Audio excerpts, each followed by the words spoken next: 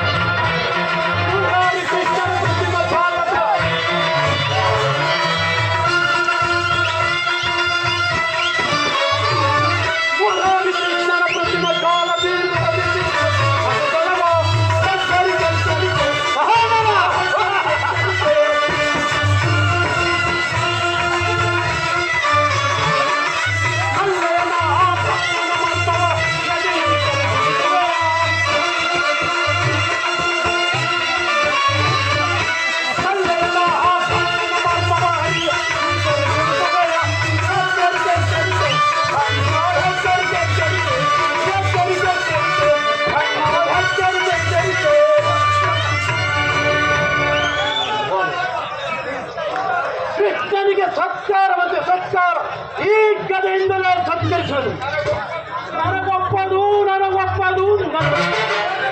ಸಹೋದರ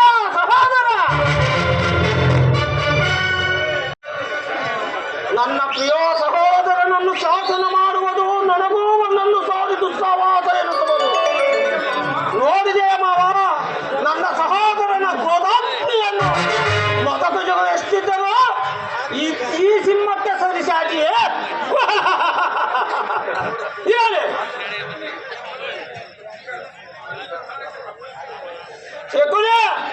ಕೃಷ್ಣನ ಸಂಧಾನಕ್ಕೆ ಸಮ್ಮತಿಸುವುದೇ ಅಥವಾ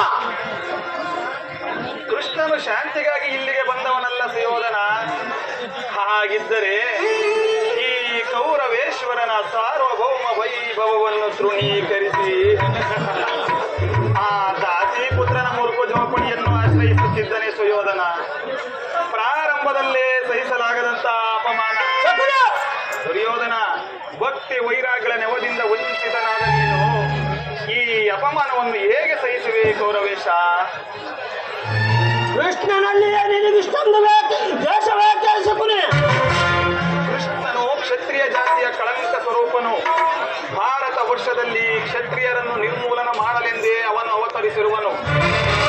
ಯಾರು ಅವನ ವೈರಾಗ್ಯ ಪ್ರದರ್ಶನಕ್ಕೆ ಮರುಳಾಗಿ ಭಗವಂತನ ಅವತಾರವೆಂದು ಪೂಜಿಸುವರು ಅವರನ್ನೇ ಧ್ವಂಸ ಮಾಡುವನಯ್ಯ.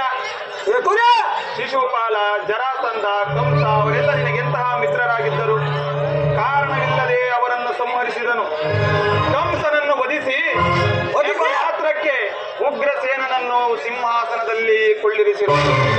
ತನ್ನ ಸಹೋದರರನ್ನು ಸುರಪಾನದಿಂದ ಪ್ರಮರ್ಥರನ್ನಾಗಿ ಮಾಡಿ ರಾಜ್ಯ ಲಕ್ಷ್ಮಿಯನ್ನು ತಾನು ವಶಪಡಿಸಿಕೊಂಡಿರುವನು. ಇಂಥವನಿಗೆ ಮನ್ನಣೆಯೇ ಗುರುರಾಜ. ನನ್ನನ್ನು ದ್ವಾರಕೆಗೆ ಕಳಿಸಿದೆ. ಆ ನಂದ ಬಾಪನ ಮನೆಯ ಬಾಗಿಲಲ್ಲಿ ಸಹಾಯ ಬೇಡುವುದು ಉಚಿತವಾದ ಕಾರ್ಯವಾಗಿತ್ತು. ಅದಕ್ಕೊಂದು ಉದ್ದೇಶವಿತ್ತು ಸುಯೋಧನ. ಏನ ಉದ್ದೇಶ? ಕಾಳ ಸರ್ಪದ ವಿಷದ ಹಲ್ಲನ್ನು ಕಿತ್ತು ಬಳಿಕ ಅದರನ್ನೇ ಸರಾಸವಾಡಬಹುದಲ್ಲವೇ? ಸರಿಯಾಗಿ ಹೇಳಿದೆ.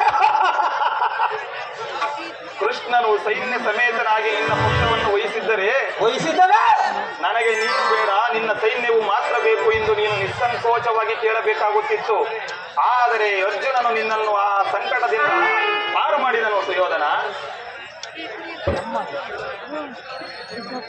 ಕೃಷ್ಣನು ನೀನು ಹೇಳುವಂತಹ ಇರಬಹುದು, ಆದರೆ ಅವನ ಮೇಲಿರುವ ದೇಶದಿಂದ ಪಾಂಡವರನ್ನು ಹಿಂಸಿಸಬೇಕಾಗುವುದಲ್ಲವೇ?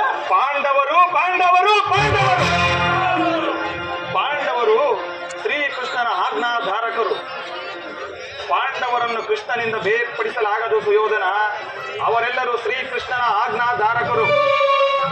ನೀನು ಸಂಧಾನಕ್ಕೆ ಸಮ್ಮತಿಸಿ ಪಾಂಡವರಿಗೆ ಆಶ್ರಯವನ್ನು ಕೊಟ್ಟಿದ್ದೇ ಆದರೆ ನಿನ್ನ ವಿನಾಶಕ್ಕೆ ನೀನೇ ಕಾರಣನಾಗಬೇಡ ಅಲ್ಲವಯ್ಯ. ಪಗಡೆಯಾಟದಲ್ಲಿ ಸೋತಾಗಲೇ ಅವರಿಗೆ ರಾಜ್ಯದ ಮೇಲಿದ್ದ ಹಕ್ಕು ನಷ್ಟವಾಯಿತು. ಪುನಃ ಅವರು ಅದನ್ನು ಹೊಂದುವುದೆಂದರೇನು? ಕ್ಷತ್ರಿಯ ವೀರರಿಂದ ಅನುಭಕ್ತಳಾದ ಕುರುಭೂಮಿಯ ರಾಜ್ಯಲಕ್ಷ್ಮಿಯನ್ನು ಈ ರೀತಿ ಭಿಕ್ಷುಕರ ಯಾಚನಾಂಜಲಿಯಲ್ಲಿಡುವುದು ನಿನಗೆ ಉಚಿತ? ಪಾಂಡವರು ಒಂದು ವೇಳೆ ರಾಜ್ಯಕ್ಕಾಗಿ ಹಂಬಲಿಸುತ್ತಿದ್ದರೆ ರಣಕ್ಷೇತ್ರದಲ್ಲಿ ಸೆಣಸಿ ಕೈ ಹಿರಿಯಲಿ. ಅದು ಬಿಟ್ಟು ಈ ಮೇಲಿಂದ ಮೇಲೆ ಮೇಲಿಂದ ಮೇಲೆ ಧೈರ್ಯ ಏಕೆ? ದೇಹಿ ದೇಹಿ ದೇಹಿ. ಸರಿಯಾಗಿ ಹೇಳಿದ ಸೌವಲ ರಾಜ.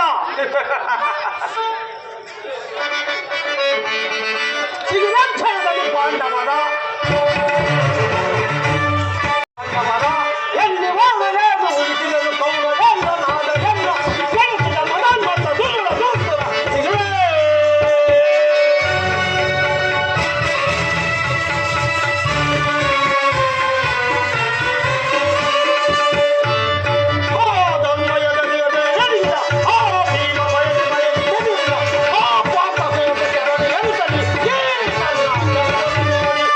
ಪಾಂಡವರ ನಾಶ ಮಾಡದೆ ಉಳಿಸಿದ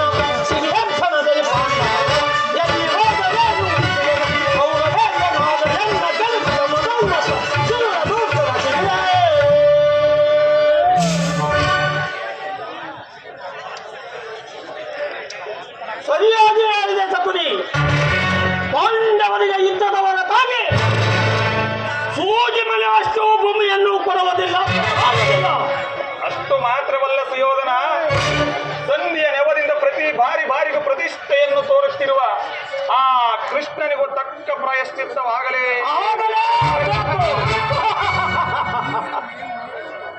ಸುಯೋಧನ, ಈ ವಿಚಾರದಲ್ಲಿ ನನ್ನದೊಂದು ಸಲಹೆ ಇದೆ. ಏನಿಲ್ಲ ಸಲಹೆ ಮಾವ? ಯಥಾ ಸಮಯದಲ್ಲಿ ವಿಜ್ಞಾಪಿಸಿಕೊಳ್ಳುವೆನೋ ಗೌರವೇಶ. ಆಗಲೇ ನಿನ್ನ ಸಲಹೆ ಹೊರತಾಗಿ ಮತ್ತಾವ ಕಾರ್ಯವನ್ನು ಮಾಡುವುದಿಲ್ಲ.